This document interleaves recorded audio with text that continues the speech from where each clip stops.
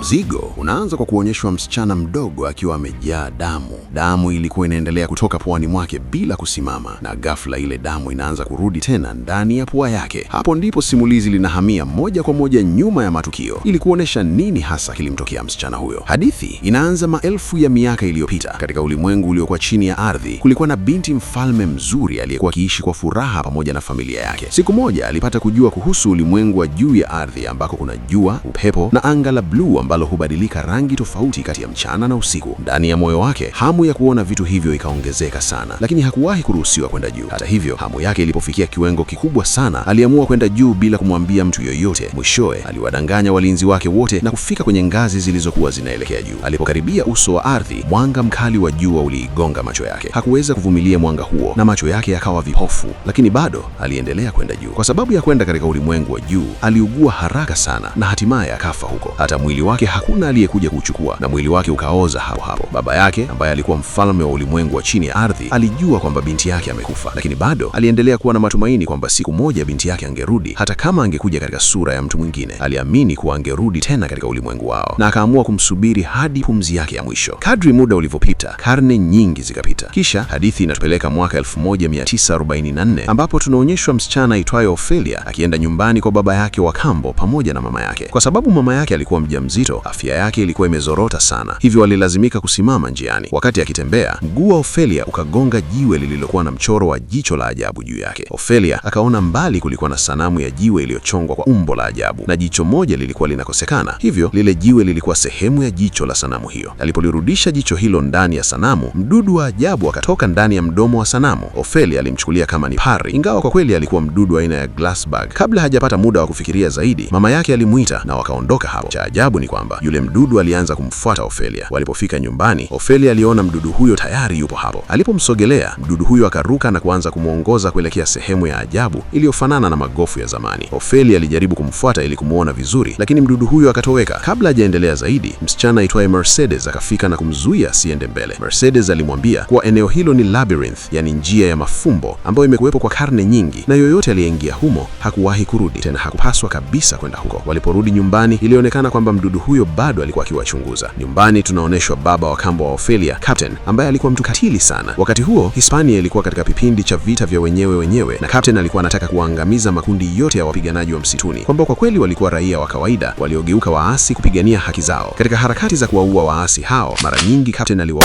hata raia wasio na hatia, hata walipomsihi waachiwe na kueleza kwa hawakuwa waasi. Hata ukweli ulipodhihirisha kwa hawakuwa na kosa, Captain hakujali kabisa. Pia tunaona kwamba Captain hakumpenda Ophelia na hakumjali mama yake licha ya kuwa alikuwa mjamzito. Licha ya hali hiyo, aliwatishia kwa kama mtoto wa kiume hatozaliwa, hata waruhusu kuishi nyumbani kwake. Hapa pia tunagundua mgeuko wa hadithi. Mercedes ambaye alikuwa mfanyakazi wa ndani, kwa kweli alikuwa dada wa kiongozi wa kundi la waasi. Alikuwa anafanya kazi hapo ili kukusanya taarifa zote za siri na kuwasaidia wapiganaji wa msituni. Hata daktari wao pia alikuwa akishirikiana kwa siri na kundi hilo la waasi. Usiku tunaonyeshwa kwamba Ophelia alipokuwa anajiandaa kulala karibu na mama yake, aligundua kuwa yule mdudu ambaye alikuwa akijaribu mara kwa mara kumkaribia alikuwa tayari ndani ya chumba chake. Akaanza kumtazama kwa makini, akijaribu kuelewa yeye ni nani hasa. Ophelia alikuwa amezama sana katika hadithi za mapari kiasi kwamba kila kitu kwake kilionekana kama pari. Akafungua kitabu chake cha hadithi za mapari na kuanza kumuuliza mdudu huyo kama yeye ni pari. Mara tu mdudu huyo alipoona picha kwenye kitabu, akabadilika na kuwa pari halisi na akaanza kumwonyesha ishara Ophelia amfuate. Ophelia naye akaanza kumfuata na pari huyo akampeleka hadi kwenye labyrinth.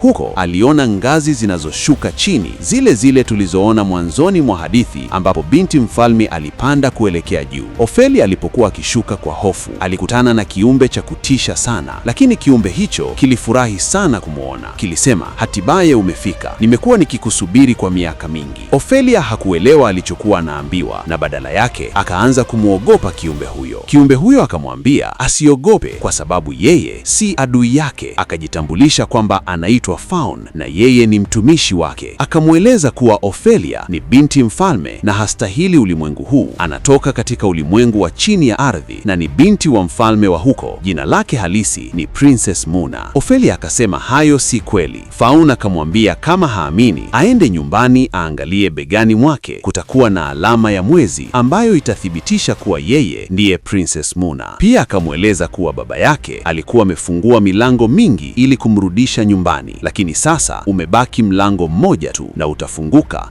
baada ya yeye kutatua mafumbo fulani na kuthibitisha kuwa wema uliokuwa ndani yake haujapotea hata baada ya kuja katika ulimwengu huu. Ili mlango huo ufunguke, alipaswa kutatua mafumbo matatu. Baada ya kukamilisha kazi hizo, angeweza kurudi katika ulimwengu wake wa asili. Baada ya kusema hivyo, Faun alimpa kitabu ambacho kilionekana tupu kabisa. Akamwambia akifungue kitabu hicho tu pale atakapokuwa peke yake. Pari mdogo akamrudisha Ophelia nyumbani. Alipofika nyumbani, Ophelia akaangalia begani mwake na kweli kulikuwa na alama ya mwezi, jambo lililothibitisha kuwa Faun alikuwa anasema ukweli. Alipofungua kile kitabu tupu, maneno yakaanza kujitokeza yenyewe mara tu alipokigusa. Kutoka kwenye maneno hayo akagundua kazi yake ya kwanza. Alipaswa kwenda mbali kidogo na nyumba ambapo kulikuwa na mti mkubwa. Ndani ya mizizi yake kulikuwa na chura mkubwa sana. Pembeni mwa chura huyo kulikuwa na mipira mitatu ya rangi ya dhahabu ambayo alipaswa kuiingiza ndani ya tumbo la chura. Baada ya kufanya hivyo, ufunguo wa dhahabu ungetoka tumboni mwa chura na huo ndio angepaswa kuuchukua. Hiyo ndiyo kazi yake ya kwanza. Akifanikiwa, ule mti wa kimuujiza ungerudi kuwa wenye afya kijani tena, kwani ulikuwa unakauka kwa sababu ya chura huyo. Alipoona chura mkubwa sana, aliogopa kidogo. Akaingiza mipira hiyo ndani ya mdomo wa chura. Mara moja, chura huyo akatapika sana na ndani ya matapisho yake, Ophelia akapata ule ufunguo wa dhahabu. Kwa njia hiyo, alikamilisha kazi yake ya kwanza na akarudi nyumbani akiwa na furaha. Alipokuwa anaoga, yule mdudu akaja tena kwake na Ophelia kwa furaha akasema amrudishe tena kwenye labyrinth. Alipofika huko, akamwonyesha Faun ule ufunguo. Faun akamwambia utunze vizuri, kisha akampa pia chokaa ya kimuujiza akisema itamsaidia katika kazi zijazo. Baada ya hapo, Ophelia akarudi nyumbani na akafungua tena kile kitabu, lakini alipokigusa, badala ya maneno kuonekana, kilianza kujaa damu kila mahali. Alishtuka sana na kwa hofu akakifungua kitabu. Wakati huo huo, akasikia mama yake akipiga kelele. Alipokwenda kumwangalia, alikuta hali ya mama yake imezidi kuwa mbaya na alikuwa anavuja damu nyingi sana. Ophelia akaacha kitabu pale pale na akakimbia haraka kwenda kumwita baba yake wa kambo. Lakini baba yake wa kambo aliposikia hali ya mama yake, hakuna aliyekuwa akizingatia jambo hilo. Maskini Ophelia hakuweza vipi kushughulikia yote hayo peke yake. Kwa sababu ya ugonjwa wa mama yake, alikuwa na huzuni na msongo mkubwa sana. Siku zikaendelea kupita na usiku mmoja alipokuwa amelala usingizi mzito, Faun alimjia. Alikuwa na hasira kwa sababu Ophelia bado hakuwa amekamilisha kazi iliyofuata. Ophelia akamweleza kwamba alikuwa na wasiwasi mkubwa kutokana na hali mbaya ya afya ya mama yake. Faun akamwambia kuwa anaelewa, lakini hawawezi kusubiri tena kwa muda mrefu kwa sababu usiku wa mwezi mpevu ulikuwa unakaribia na ni usiku huo tu ambapo mlango ungeweza kufunguka. Ili kumsaidia, Faun alimpa mzizi wa kichawi uliokuwa unaonekana kama mtoto mdogo. Akamwambia kila asubuhi aweke maziwa ndani yake pamoja na matone mawili ya damu yake, kisha aweke chini ya kitanda cha mama yake. Baada ya kufanya hivyo, mama yake angeanza kupona haraka. Pia alimpa Ophelia mapari kadhaa ili wamsaidie katika kazi inayofuata kwa sababu kazi hiyo ingekuwa mgumu sana. Faun akamweleza kwamba katika kazi inayofuata hatakutana na mnyama wala binadamu bali na monster. Atakapokwenda kutekeleza kazi yake, monster huyo angejaribu kumuua kwa hali yoyote, hivyo alipaswa kujilinda. Pia akamuonya kwamba huko angekuta vyakula vingi vitamu, lakini hatakiwi kuvutiwa navyo. Alipaswa kuzingatia kazi yake tu. Faun pia alimpa kifaa cha kuhesabu muda na kumwambia arudi kabla muda haujaisha. Baada ya kumpa maelekezo hayo yote, Faun akaondoka. Ophelia akafungua kitabu kile tena na alipokigusa, maandishi ya kazi ya pili yakajitokeza. Hatua ya kwanza ilikuwa kutumia chokaa ya kichawi aliyokuwa nayo kuchora mlango kwenye ukuta wowote wa nyumba. Alipouchora, portal ikafunguka, mlango unaoelekea ulimwengu mwingine, ule wa monster. Ophelia alipoingia huko, aliona monster amekaa nyuma ya meza kubwa ya chakula. Uso wake ulikuwa umefunikwa na ngozi na sehemu ya pua ilikuwa na mashimo mawili tu. Mahali pa mdomo kulikuwa na mpasuko na macho yake hayakuwa usoni bali yalikuwa yamewekwa kwenye sahani mezani. Monster huyo alikuwa amelala. Ophelia akaanza kuyaangalia yale macho, jambo lililokuwa la kutisha sana. Wakati akiendelea kuchunguza, mapari wakamwambia asiangalie vitu hivyo bali akamilishe kazi yake. Wakamwongoza hadi kwenye milango mitatu midogo na kumwambia atumie ufunguo alioupata kwa chura kufungua mojawapo. Alipofungua mlango mdogo kwa ufunguo ule, alipata ndani yake daga, kisu kifupi cha dhahabu. Alipokuwa karibu kuondoka, aliona vyakula vilivyokuwa mezani na tamaa ikamuingia. Akasahau onyo la Fawn na akaanza kula chakula hicho ambacho kilikuwa mali ya Monster. Mara tu alipogusa chakula, Monster akaamka, akayachukua macho yake, akaweka kwenye mikono yake na kuyaweka mahali pa macho, na sasa akaweza kumuona Ophelia. Akaanza kumfukuza ili kumuua. Kabla hajamkamata, mapari wadogo wakajaribu kumshambulia macho ili kumchanganya. Ophelia akapata nafasi ya kukimbia, lakini aligundua muda wake ulikuwa umeisha na mlango aliofungua ulikuwa umefungika tayari. Monster alikuwa tayari amewaua baadhi ya mapari wadogo na sasa alikuwa anamkaribia Ophelia tena. Wakati huo, Ophelia akatumia akili, akachora alama juu kwa kutumia chokaa ya kichawi na akaingia ndani yake. Kwa kweli ilikuwa njia ya mwanga iliyomrudisha moja kwa moja chumbani kwake na hivyo akaokoa maisha yake. Alikuwa amekamilisha kazi hiyo, lakini wakati wa kazi mapari wawili walikufa, jambo lililomfanya awe na huzuni sana. Aliporudi aligundua tayari ilikuwa asubuhi. Haraka akachukua ule mzizi, akaweka maziwa ndani yake na kuuweka chini ya kitanda cha mama yake. Mama yake akapata fahamu tena, jambo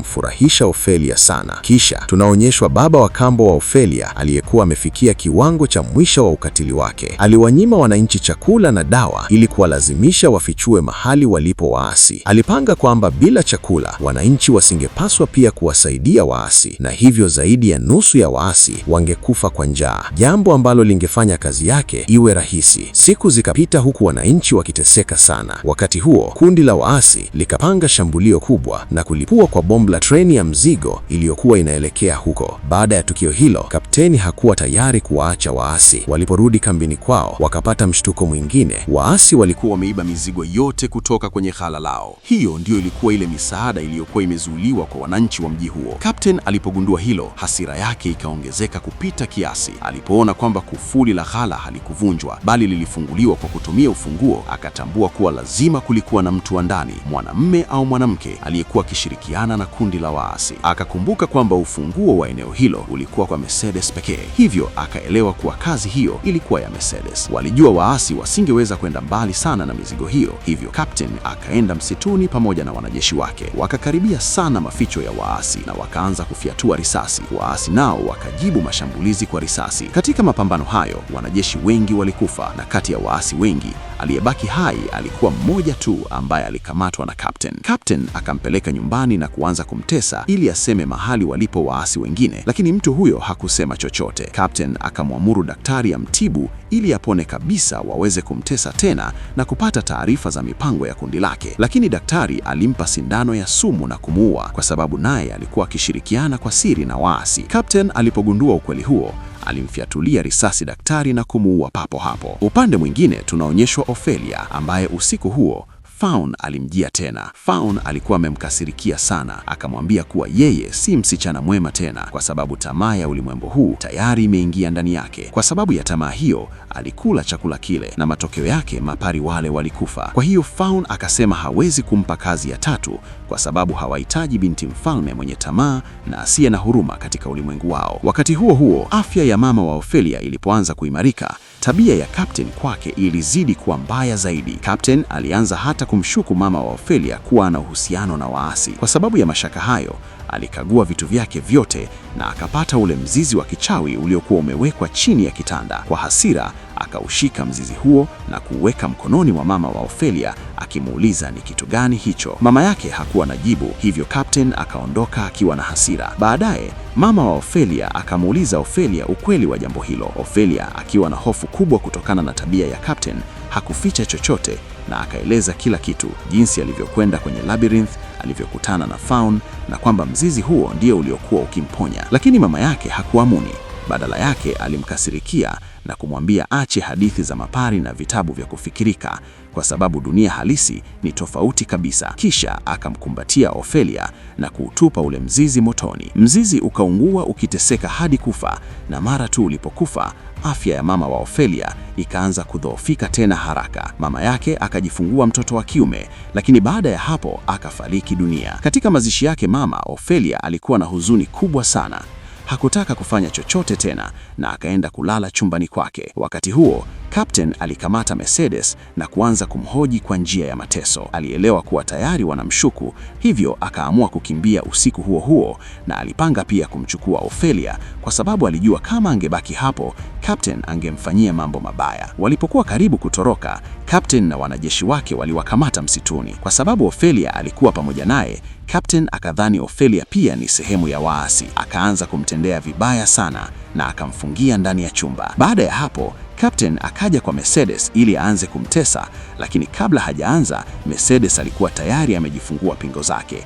Akamshambulia Captain na akafanikiwa kutoroka. Alijaribu kukimbia tena, lakini wanajeshi wakamkamata tena na karibu wamuue. Hata hivyo, kwa wakati mwafaka, waasi walitokea msituni na kuwashambulia wanajeshi wote, wakiwaua na kuchukua harasi wao, na hivyo wakamwokoa Mercedes. Wakati huo, Ophelia alikuwa na hali mbaya sana kwa sababu hakuweza kutoka mahali palifungiwa, na sasa mama yake pia hakuwa hai tena wa kumsikiliza. Fawn alipomwona katika hali hiyo, alihuzunika sana, akamjia tena na kumkumbatia akisema kuwa ameathirika na huzuni yake. Hivyo akaamua kumpa nafasi ya mwisho. Akamwambia kabla usiku huu haujaisha, lazima amchukue ndugu yake na kumleta kwenye labyrinth. Kama hatokamilisha kazi ya 3 kabla ya usiku kuisha, hatoweza kamwe kurudi katika ulimwengu wake. Ophelia akasema chumba hicho kimefungwa kila upande, hivyo hawezi kumfikia ndugu yake. Ndipo Fawn akampa chokaa ya kichawi ingalikuweza kumsaidia kuchora mlango. Akaanza kuchora mlango huku akifikiria kwamba anaenda kwenye chumba cha mdogo wake, na kweli akajikuta amefika humo. Ophelia alipokuwa akimchukua mdogo wake ili akimbie naye, Captain akamwona. Ingawa wakati huo Captain alikuwa amejeruhiwa vibaya, alianza kumfuata. Alipotoka nje akimkimbiza, akagundua kwamba kundi la waasi lilikuwa limewashambulia. Hata hivyo,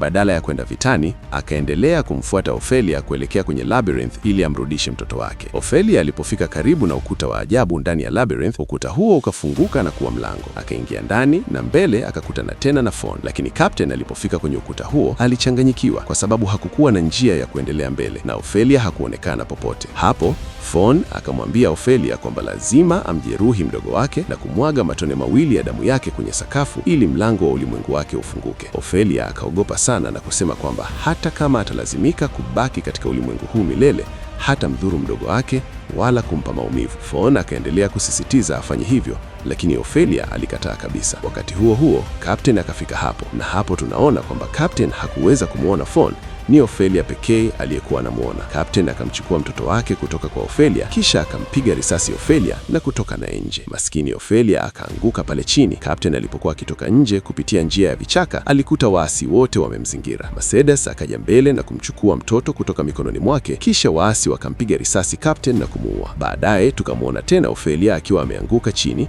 damu ikimtoka puani. Ile picha tuliyoiona mwanzoni mwa hadithi. Alikuwa karibu kufa, na wakati huo akasikia sauti ya ajabu aliyohisi kuifahamu. Sauti hiyo ikamwambia, "Inuka binti yangu, umerudi katika ulimwengu wako." Ophelia alipofungua macho, alijikuta amesimama ndani ya jumba zuri sana. Huo ulikuwa ulimwengu wa chini ya ardhi. Hatimaye alikuwa amerudi nyumbani kwake. Alishangaa jinsi alivyoweza kurudi bila kukamilisha kazi ya 3. Ndipo baba yake, mfalme, akamweleza kwamba kazi ya 3 ilikuwa mtihani. Walitaka kuona kama moyo wake ulikuwa umechafuliwa na ukatili wa ulimwengu wa juu. Ndio maana waliweka sharti la kumjeruhi mdogo wake. Lakini yeye alichagua kupoteza maisha yake badala ya kumdhuru mdogo wake. Hivyo ilithibitisha kwamba alikuwa na huruma na moyo mwema. Na kwa kufanya hivyo, alikuwa amekamilisha kazi na kuweza kurudi katika ulimwengu wake. Kama angefuata maagizo ya Fawn na kumdhuru mdogo wake, hasingewahi kurudi huko. Kurudi kwa Ophelia kulisababisha sherehe kubwa katika ulimwengu huo, na nguvu zake zote zikarejea. Wakati huo huo, katika ulimwengu halisi, mwili wa Ophelia ulikuwa umelala chini bila uhai. Mercedes alikuwa amekaa karibu na mwili huo akiwa na huzuni kubwa, kwa sababu alimpenda Ophelia kama dada yake. Alikuwa anaumia sana kwa kifo chake bila kujua kwamba Ophelia hakufa kweli. alikuwa tu amerudi katika ulimwengu wake wa kweli. Na hapo ndipo hadithi yote inaishia. Kwa maelezo mengine ya filamu kama hizi, usisahau kuandika next kwenye maoni. Asante kwa kutazama. Karibu sana Anu Swahili Movies. Usisahau kusubscribe, kucomment na kulike.